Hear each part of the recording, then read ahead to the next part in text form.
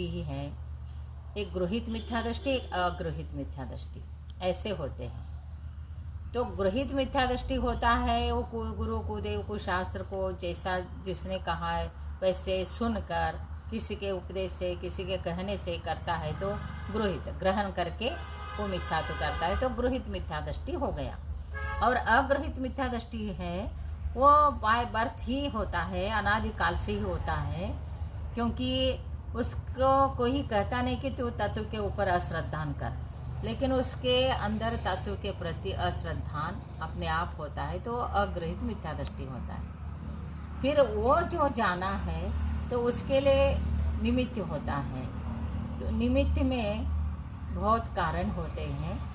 और इसलिए कहा है जब हम अपने 8 कर्मों को देखते हैं तो 8 कर्म में ज्ञानावरण है, दर्शनावरण है, वेदिनी है, मोहिनी है, नाम है, गोत्र है, अंतर है। और इसमें भी 8 कर्म में सिर्फ नाम कर ये मोहिनी कर्म को लेके चलना है। मोहिनी कर्म में भी अधिकतर ये मिथ्यात्व को संबंधित रखने वाला दर्शन मोहिनी कर्म है। दर्शनावरणी कर्म अलग है, दर्शन मोहिनी कर्म अलग है। तो दर्शन मोहिनी कर्म जो है यही मिथ्यात्व है, ये घनघोर मिथ्यात्व है। और ये दर्शन मोहिनी कर्म के कारण ही ये जीव संसार में परिभ्रमण करता है। संसार में परिभ्रमण कराने के लिए कारण ही मोहिनी कर्म है। तो चारित्र मोहिनी कर्म से सम्यक दर्शन प्राप्ति भी हो गया और चारित्र मोहिनी कर्म का उदय है तो भी वो एक न एक दिन मोक्ष जाएगा। लेकिन वो दर्शन मोहिनी कर्म का उदय है और बाह्य में कितना भी आचरण शुद्ध है तो भी वो कभी मोक्ष नहीं जा सकता है। इसलिए हमारे आचार्य ने कहा है कि मिथ्यात्व किस प्रकार से है। जीव जो है मिथ्यात्व के उदय में बहुत कुछ करता है। सामान्यतर से लोग क्या कहते हैं कि कोई भी बहुत से लोग बहुत प्रकार के मिथ्यात्व को कहते हैं कि तुम पूजा करते हैं पंचामृत तो मिथ्या दृष्टि है, शासन देवता का मानते हैं तो मिथ्या दृष्टि है, ऐसे कहते हैं। ये कोई परिभाषा नहीं है मिथ्यात्व का।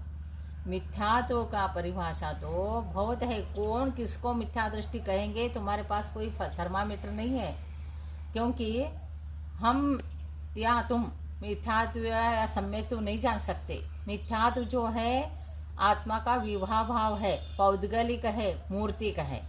सम्यक्त्व जो है आत्मा का स्वाभाविक गुण है और वो अमूर्तिक है। तो सम्यक्त्व है या नहीं है तुम जान ही नहीं सकते, क्योंकि अमूर्तिक गुण को तुम जान नहीं सकते। और मिथ्यात्व है या नहीं जानकर अवधिज्ञानी मन परिज्ञानी बता सकते थे। अवधिज्ञानी मन परिज्ञानी तो है ही नहीं, केवल ज्ञान तो बात ही नहीं है।